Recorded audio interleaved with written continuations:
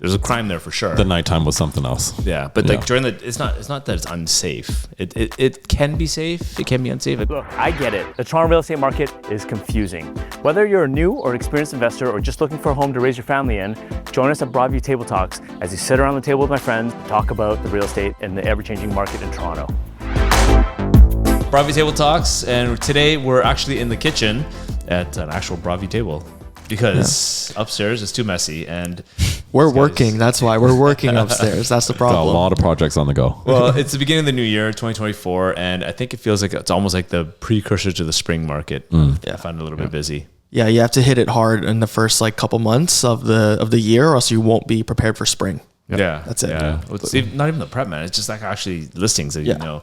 Yeah, we've got like 2 new listings coming out at once a week, and some of them are leases, but there's still quite a lot of activity in the back office. Mm-hmm. Yeah. Anyway, Neil had a great idea, so Neil, kick it off. All right, so we actually uploaded this video 2-3 years ago now. 2 years ago. 2 years ago. So we're gonna update you all, and it's gonna be a video on the best and worst neighborhoods in Toronto. One rule though. Let's not be too discriminative, okay? We're not going to just destroy and slander a neighborhood because there are good sides to each neighborhood, okay? All right, so let's just start with Michael. I think the formula, let's just go everybody, we're going to go around the table, everyone, their best neighborhood, and then we're going to go around with, or of course say the reasons why you like it, and then why you might not like it. So what's the criteria? Anywhere in GTA? I would say Toronto. Okay, let's do Toronto. I would say Toronto. I wouldn't throw Vaughan out there or something, right? Like, yeah, shout out Vaughan. No. Nothing. There's nothing wrong with Vaughan, but I'm not including that in the list of neighborhoods in Toronto. Okay, so 4 and 6 property. If you have a 4 and 6 area code or 6 or 7 or whatever you guys are now, 437. Okay. Exactly. Yeah, that's where we're at. And then we'll go like worst condos after that. Okay. Yeah. So let's go around in the counterclockwise. Clockwise, counterclockwise. Go ahead, Michael. Let's kick it off. All right. So this is a new one for me because for as long as I've been doing real estate, this neighborhood hasn't been very easy to walk or drive in. And that's Yonge and Egg, Midtown. Like once they've opened up those lanes, oh my gosh, it is night and day walking there. It is actually nice, pleasant. It's clean. It's not that noisy. And I'm like, oh my God, the shops here are great. This is the best neighborhood now. Yeah, it's actually it feels like a really nice neighborhood now. I mean, all the borders gone, all the barriers and stuff. Yeah. The roads are smooth. It feels the so much sidewalks different now. There's it used to be like packed. Yeah. I haven't been there in a while. Is it that much better? Yeah. I've still been saying it's bad. Yeah. Really? There's no bumps. You don't have to like. I try to always avoid it when driving, but now one day I had to go through it, and I was like, "Oh, wow!" Like even when we went to the pre-construction, we had to like dodge holes in the sidewalk, and I was like, "Oh my God, I'm going to break an ankle here." But now it's all like it's smooth, it's nice. Do they still have a police person there? Like they had a not police person, but they had cross guards at the intersection because it got so busy. They have cross guards during school hours, but now it's totally run by red lights. Everything's red and green lights. Cool. Yeah, it's nice. It's a functioning intersection now. So really what makes the neighborhood so good? Is it just because now it's drivable again, or what's happening in there? In the past, they built a lot of condos around that neighborhood, focusing on that intersection because of the future LRT, right? So it just felt like a lot of people were suddenly in that area when they couldn't really get in and out of the buildings. They were just out and dumped right into the middle of construction. Now that the intersection is actually open, you can get in and out of the buildings easily. You can get in and out. You can cross the street. You can go to the TTC. It's much nicer. It's a totally different experience. So for that's one of my new favorite neighborhoods now. What's the walk-in score on that? Like, what can you do around there? Is it? They've got the mall. They got the superstore. They've got Farm Boy. They've got a lot of stuff. They've got Kintan Ramen. They've got everything. They got boba tea. Man, you're happy with that. Okay, I have plenty of things there. Okay, I'll give you that. We're going this way? Yeah. Whatever you like. Okay. All right, let's go. So for me, I would say the Harbourfront is my favorite because the location is great. It's one of the best in the city. Accessibility is great. You have the highway. It's easy to get to. You can get to Union Station. Even if you're coming from outside the city, you can take the TTC. There's plenty of activities to do. It's easy to get to Rogers Center. It's easy to get to malls. And there's plenty of restaurants there. It's just, I like the vibe in the summer. It's pretty busy, but I like it. It's great. Well, the waterfront is beautiful. Yeah. One thing I can't stand is if you're south of that little path there, the walking path. On Queen's Quay? On Queen's Quay. And there's no traffic light. It's like impossible to get out in the summertime. I know. Yeah. Especially because there's a lot of people walking, like coming from the ferry or the taking taxi. Oh, there's a lot of people in general. Yeah, bike lanes and all bike that lanes, stuff. bikers. skaters. Yeah. But Sorry, go ahead. No, I was saying every city, like there's always well, not every city, but like for the cities that have waterfronts, the harbor front is always the best place to be. The waterfront, there's just always something happening there. Well, one thing that blows my mind about the waterfront, though, and I don't know if this is pro or con for anyone else, but if you're on a high enough floor and you're facing south and there's nothing in front of you, at night it is oppressively dark because you can't see anything over the water. Yeah. Ken said that to me too. Like when we were talking about which view would you rather have, like a view facing the water or a view facing the city, and you said city all day. Yeah, because you like the lights, right? Yeah. And I picked water, and then you said the note like, what about when it gets dark? You're not going to see anything. And I'm like, that's true. Happened to me last year when I used to live on the 48th, facing the water, and it was completely dark after 6 p.m. Like, oh wow, like where am I? I mean, there's some like elderly people that love the water, right? Because they follow circadian rhythm and all that stuff. They wake up right before the sun comes up, and they go to sleep when the sun goes down. Works for them. Yeah, that works. Yeah, they're asleep. Night owl like you. They're asleep before the sun goes down, so it's good. Yeah. No, but I prefer the city for every reason, for sure. Same. Yeah. Who knows like the price per square foot for that area? Is it affordable for somebody to go to Harborfront, live in Harborfront for condos? Yeah, there wouldn't be houses there.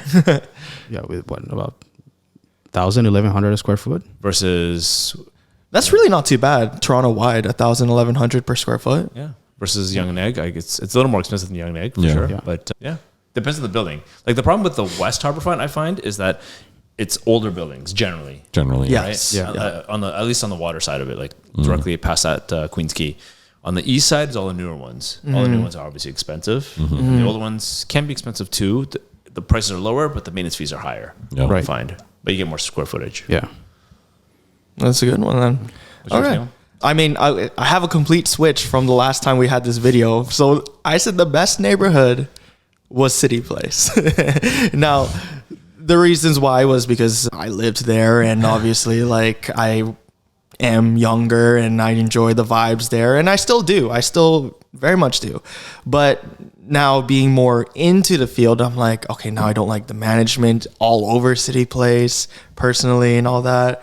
The area is no longer my vibe, but I could see why it might be somebody else's. So I'm going to change my answer from City Place. My favorite neighborhood now is Corktown. Oh. Nice. I like Corktown. Nice. I'm a Corktown fan. Yeah. It's also a neighborhood that he doesn't live in. It's also a neighborhood. Kinda. This is Distillery. Distillery District, Corktown. Yeah. Oh, come on. Yeah. And you know what? Before I was like a West Ender. Now I'm like East Ender. Like I feel like I just grew up in the East End. Now to like continue being in the East End it's just better. I like the people there are just feel to me a lot more mature. The activities there, like there's so much for me to do, as well as it's still very accessible to my life in the West End if I had to go back there. I find everything a lot in the East End's a lot more affordable. So if you wanted to move in this area, like compared to living in the West, it's better. Yeah. And you know what? I just like the builds too. In Canary, like what they're doing in that neighborhood is amazing. Like I love every condo. It's just above and beyond for me. So there's a few more coming. Yeah, there's a few more coming. So and you know it does bring cons with like a few more people, a few more buildings coming in. But like let's talk about that later. Well, I mean, there's also the East Harbor coming too, right? We just don't forget about that. If you think the well is spectacular, wait till you see the East Harbor. I look out my window and I look at that whole like construction lot, and I cannot wait. I cannot wait for that. I might not even be there at that point, but one day when that's there, like I'm gonna be walking the whole thing. It's gonna be beautiful. The next generation's gonna see this like Portland's area too. That area is gonna be so gorgeous. Yeah, they're not gonna remember the days of like Cirque du Soleil taking up that whole lot and just being like empty for most of the year. Yeah. It's going to be a nice time. Well, I'm proud of you for growing out of dorm life. That was quick. Yeah. No, it was 2 years quick. 2 years quick. Wow. All right, moving on. My favorite, I would say, is probably Yonge and St. Clair. I mean, first of all, it depends on what you determine as favorite. So there's a couple things that people look for if you're watching this and you're trying to figure out what neighborhood you want to be in. It could be based on a variety of factors as personal people, right? It could be that proximity to good schools. Maybe you want shopping, right? Like grocery stores and things like that, or even malls or even boutique stores. You might maybe access to transportation, whether it's public transportation or highways. It's also a big thing. You obviously don't want any crime. I mean, nobody wants crime, but like obviously you go where you can afford. And those are I think the main 4 things, I guess. Maybe there's a couple other things, but. Sorry, speaking of crime, also for Canary, it's like, it feels like it has a force field. No, you can't even tell me otherwise. It does. It feels like it has a force field almost. Funny enough, there's like 2 public housing sites, TPM? No, not TPM. Toronto Community Housing. TCH. Oh, TCH. Yeah, Okay. Toronto Community Housing Corporation. TCHC buildings right there. And then there's also another block that's a little older that has townhouses. But I feel so safe. Like I never see anybody there. So the idea when they built that master plan community was that 25% of the area is supposed to be not subsidized. It's supposed to be lower income housing. So 20% is rent geared income, and the 5% is the welfare stuff, right? But and it works well, right? It does. The whole concept was that a floating boat rises floating tide rises all boats. That's what it is. Yes. Yeah. Yeah. So instead of like having ghettos, like for example, when Regent Park was Regent Park before, it is the Regent Park that we saw today. We know today. Before it used to be just a concentrated ghetto, and that was a place you would not want to be near back then. But now with the Canary and stuff and things like that, there's mixed socioeconomic factors, I guess, people, and I agree with you. It's awesome. You don't even notice it. Yeah. And I think like a lot of other master plan communities in the city, not just Canary District, have the same kind of thing. So you're right. Yes. It's huge. It's huge. So why Yonge and St. Clair? I mean, You Yonge got and St. it. Clair because it's fancy. But no, there's transit there, right? Because you're right off the Yonge line. It's so easy to get to Yorkville and Yonge and Bloor and go even further south if you want to. At my old age, I feel like I used to love south of Bloor. But now I'm kind of like, I wouldn't want to go south of Bloor, even though we're south of Bloor now. Yonge and St. Clair's retirement county. Avenue, pretty much. It's pretty much retirement area. So St. Clair and Bloor and North is, I feel like, kind of cool. So you're still kind of in the city for me anyway. And so it goes again to speaking of it's different for every single person, right? Depending who's watching this. But from my perspective, I like it because it's close to transit, even though I drive everywhere. But it'd be nice to be able to take transit or walk. You have shopping, whatever you want. You have density there, which brings a lot of good restaurants. And then you have good schools, obviously, right? So that's why I like that area. It's not too scarce. What's the opposite of dense? I don't know. Sparse. Yeah. Thank you. So it's not too sparse and still dense enough. Yeah. That's why I like it. It's got a decent spread of condos. Not everything's too close to one another. They're a little bit lower rise. They're not ridiculously large.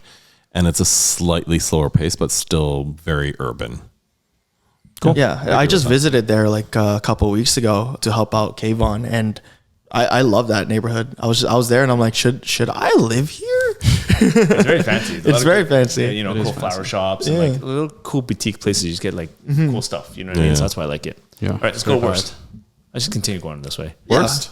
Yeah. Well, right now I kind of feel like Kensington's probably on my radar. Which is it's so weird because it's such a lot of like voices say it's the worst, some say it's the best. Right. Yeah. So it really depends on who's there. And I don't know if you guys know this, but I actually did live on Kensington, or lived in Kensington. Yeah, I lived in Kensington. It was on my address, and I spent a lot of time there. And I was on Augusta in like one of those little homes. Augusta. I know that. Yeah. Student life This is thing. like a long time ago. UFT years. Before City Place. Oh, long before. Way before City Place. So I was pretty familiar with that neighborhood when it was growing, and it was before it became like a food haven. It was a more tight-knit community. And since then, I can't shake the feeling that, it's great during the day because you've got all these tourists, you've got all these people from outside of the city or outside of like that particular area going in, visiting, spending money. But then at night, they sort of disappear, but all the trash remains, all the stuff is there. It's a little bit grimy, and then it just feels like the neighborhood's neglected for the locals in a way. They love it. What are you talking about? Well, the locals love it. No, the locals love it, and they love being there, and they're very passionate about the area. But I feel like the amount of traffic that comes in, there's not enough being done to actually maintain it properly. I mean, I it's the whole see. ecosystem on its own. It's kind of like the sewers of New York. Well, Which they love. No, they love it. They love like that I don't know if you guys rebel know, I used type. to own a building there, by the way. So Yeah. that's why I know it Kensington? intimately in Kensington Market. Yeah. So I was there every day, pretty much dealing with the tenants and just renovations and whatever. Right? We ended up selling that building, but it was a lot. So I got to see the daytime and nighttime crowd. wow. There's a crime there for sure. the nighttime was something else. Yeah, but like during it's not that it's unsafe. It can be safe. It can be unsafe. I mean, as a dude, it's different than a woman. Right. Maybe walking down the street, I don't know. I think that's real. Yeah. But I don't think it was anything to worry about. Like if you're from that neighborhood and they know you there, they'll protect you. And they will, man. I don't know. I found like I said, I own a building there, right? So there was like a community of people that just knew everybody. Yeah, there was a community of people that knew everybody. Unless they're like like kind of not in the right mindset because of drugs or whatever. For the most part, it gets safe. It's not bad, and there is good eats. But I feel like that issue has become more prevalent now in recent years. COVID, right, and mental health and all that. Yeah, for sure. I agree with that. Driving there sucks. That's all I know. I never drove there. Finding parking there is the worst. I mean, you park at the Green Pea, but like I only walked in that neighborhood. Yeah. All right, that's why it's on my radar right Kensington has also always been for like rebels, right? Yeah. Because like I mean the whole place was it was illegal at one point. Like you know everybody just opened shops there because they couldn't open shops anywhere else. That's a good point. Like they came in here to just like make a living, right? That's a good point. That's a good point. There's something for everybody out there. Yeah. It's not mine and Michael's favorite though. For me, I would say I would have to go with Moss Park. I feel like it's been facing socioeconomic issues like homelessness and drug use. I feel like it just needs more, social support from either from the city or the government or. It does. Yeah. That's what I'm saying. The ghetto, when they concentrate all the low income housing in that ghetto, that's what happens. The Salvation Army, or the shelters. Yeah. And I hate to tack on to it because like my neighborhood was Cabbagetown, which that doesn't help you. It's directly beside it. Right. So it's like, and the thing is, I adore and I like Cabbagetown. Like during the day, it's really fun. It has all these vibrant shops. It's such a welcoming neighborhood during the day. Oh, I bring my kids there. They have so many events and everything going on, right? And of course, it's very bike accessible. It's very walk accessible. It's very public transport accessible. Even during the day, like location is great. Yeah, it's great. It's very ideal. I love the housing types that's there. Yeah. It's a beautiful neighborhood. But the thing is, I just no longer feel as safe as I did before. Or maybe I'm older now and am now understanding that it's dangerous here and that I shouldn't be out here. Well, not saying that it's dangerous all the time. It's like, but you guys know what I mean. Like we were talking about just the concentration in Moss Park area. Like this is right beside it. It's directly affected. Right. So. Well, hopefully they'll step up the police presence like Doug Ford is promising for the provincial side anyway. Hopefully it goes down to the city of Toronto for municipal, and that hopefully will change things, but who knows? So, all right. But to get that straight, I like Cabbagetown. It's What's yours, Neil? No, that was it. What's your worst? That was yours it. was Cabbagetown. Yeah. Worst is Cabbagetown? Yeah, that was my worst. Oh. And that's what hurt me. That's what hurt me to say it. I loved it. I like it. Oh, okay. It's just, yeah. I got a lot of bad ones. I mean, again, it depends on who we're talking to and what the reason is. Yeah. I don't like Parkdale. No offense to anybody in Parkdale. I can't. It's not. They say it's going to change. I don't think it's going to change. It feels like nothing's happening in that neighborhood. Like it's very slow. It's stuck in time. It's happening. Slowly as development passes Dufferin and keeps going. It feels so slow. Yeah. I used to not like a lot of places I don't like. A lot of places I do like. But yeah, I would say, okay, let's call it Parkdale. That's fine. I can understand that. Yeah. But some people, just like Kensington, some people love it. And they truly love the griminess of it all and just like the community of it all. Just not for me. It feels very like New York, like all the neighborhoods that we don't like. Not saying that New York is like ghetto too, but like I don't know, I feel like New York's just very we band together, like these neighborhoods, they like us versus the world type mentality. Well, I mean, for Kensington and Parkdale, that's definitely the case. I mean, Kensington, they literally dropped those T-shirts that said Kensington Market versus the world and stuff. Oh, do they? Like that. Yeah, they're like that's the ones that started. And in Parkdale, they actually formed like committees and subcommittees to make sure that they protect their way of living and prevent a lot of development, which has been an ongoing issue. I know. So yeah, I mean, it's great to have pride in your community. The only issue is really, when you have too much of that pride, do you limit yourself as far as what kind of services you make available to you, right? Like, are you allowing the right kind of attention coming into your neighborhood, or are you holding it back, right? It looks like we all have like a very similar theme of like why we picked the neighborhoods that we did pick for the worst neighborhoods, obviously being a safety reason for the most part. And you mentioned that a neighborhood like Corktown, how they made it become such a safe neighborhood. Do you suggest that we can do that same thing for everything else that we just mentioned? Of course you can. You know how you turn it around? Add more people, more density. If you have more people watching, there's a big crowd of people, you're less likely to cause a crime, right? Because there's people around.